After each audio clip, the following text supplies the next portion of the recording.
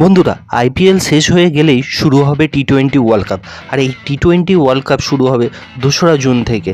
ও এই টি-20 world cup শেষ হয়ে যাওয়ার পরে শুরু হবে ইন্ডিয়া বনাম জিম্বাবুয়ের মধ্যে 5টি টি-20 ম্যাচ। তার জন্য চিফ সিলেক্টর অজিত আগারকার 15 সদস্যের দল ঘোষণা করল, যেখানে বাদ যাবেন হার্দিক পান্ডিয়া, সূর্যকুমার, রোহিত শর্মা, বিরাট কোহলি সহ 6 জন, এবং যুক্ত হবেন রেহান পরাগ, মায়াঙ্ক আগরওয়াল ও আরও 6 জন প্লেয়ার। সিরিজের পূর্বে 2022-এ ভারত জিম্বাবুয়ের বিরুদ্ধে 3টি ম্যাচ খেলেছিল এবং 3টিতেই 3-0 জিম্বাবুয়েকে হারিয়েছিল। ভারত ও জিম্বাবুয়ের মধ্যে খেলা হবে 6ই জুলাই প্রথম ম্যাচটি, 8ই জুলাই দ্বিতীয় ম্যাচটি, 6ই জুলাই তৃতীয় ম্যাচটি, 12ই জুলাই চতুর্থ ম্যাচটি ও 14ই জুলাই পঞ্চম ম্যাচটি। ভারতীয় সময় অনুযায়ী সন্ধ্যে 7টা থেকে খেলা হবে এবং এই খেলায় যিনি ক্যাপ্টেন হবেন তিনি হচ্ছেন ঋতুরাজ গায়কোয়াড়। ভাইস ক্যাপ্টেন হিসাবে থাকছেন সঞ্জু স্যামসং। তো জিম্বাবুয়ে এর আগে 8বার খেলেছে, যেখানে ভারত জিতেছে 6বার এবং জিম্বাবুয়ে জিতেছে 2বার। ভারতের ঋতুরাজ গায়কোয়াড় আইপিএলে 500 রান করেন। দ্বিতীয় ওপেনার হিসেবে থাকবেন অভিষেক শর্মা।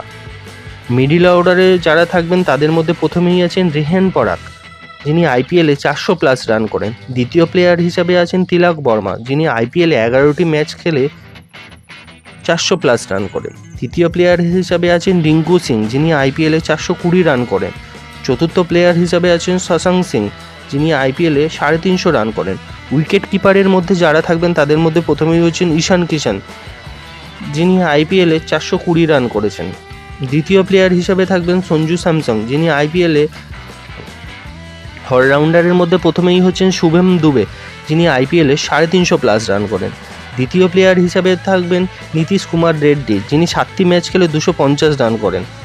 বোলারদের মধ্যে যিনি আছেন প্রথমেই তিনি হলেন ময়াঙ্ক যাদব, 4টি ম্যাচ খেলে 2টিতে তিনি ম্যান অফ দ্য ম্যাচ হন, নেন 8টি উইকেটও। দ্বিতীয় প্লেয়ার হিসাবে থাকবেন রবি বিষ্ণয়, টি-20তে তিনি 36টি উইকেট নিয়েছেন। আইপিএলে এবারে তিনি 7টি উইকেট নিয়েছেন। তৃতীয় প্লেয়ার হিসাবে থাকবেন হার্পিত বারার, যিনি 6টি উইকেট নেন। চতুর্থ প্লেয়ার হিসাবে থাকবেন মুকেশ কুমার, যিনি আইপিএলে 13টি উইকেট নিয়েছেন। এবং পঞ্চম প্লেয়ার হিসাবে থাকবেন খালিল আহমেদ, যিনি আইপিএলে 12টি উইকেট নিয়েছেন। তো বন্ধুরা, ভারত ও জিম্বাবুয়ের মধ্যে খেলায় আপনারা কোন টিমটিকে সাপোর্ট করছেন দয়া করে কমেন্টে জানাবেন, আর প্লিজ বেল আইকন চেপে চ্যানেলটিকে সাবস্ক্রাইব করে দেবেন। ধন্যবাদ।